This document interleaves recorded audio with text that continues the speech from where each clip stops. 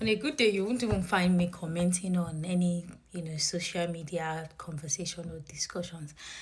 But because I'm Nigerian, I think I earn the right to comment on this Danish deception nonsense.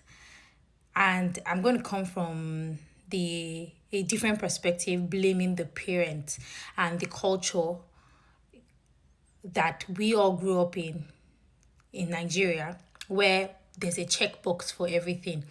You're expected to go to school, the primary, high school, university, automatically. After you're done with the tertiary institution, like the university education, you've gotten a master's. Some people don't even think you should get a master's. You've gotten the bare minimum, your BSc. Your parents start to pressure you into checking the next box, and that is finding a husband or a wife. And they start to ask you, when are you bringing a man home? When are you bringing a woman home? That's why it was very easy for our parents to think, oh, it's normal for her to have a random guy around her. It's normal for them to give this guy money. It makes absolutely no sense. And for somebody like her who has achieved a lot, you will find out that no matter how much you achieve, if you grow up in some type of environment, as long as you have not ticked up this box of marriage, it really doesn't matter. You don't feel fulfilled.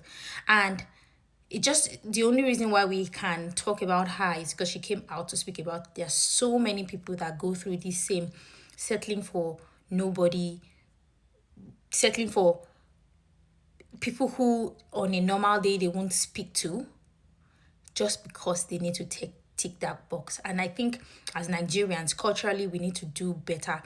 We need to stop shaming people for not being married. We need to stop shaming people for getting married and not having kids at the time that you expect that they should. We need to stop putting people in a box where we expect them to, achieve certain things because we think that is the trajectory of life. Everybody has different desires in life. Everybody follows a different timeline. Nobody should have to follow a certain timeline just because. And honestly, I think our parents should be ashamed of themselves and should share 70% of the blame.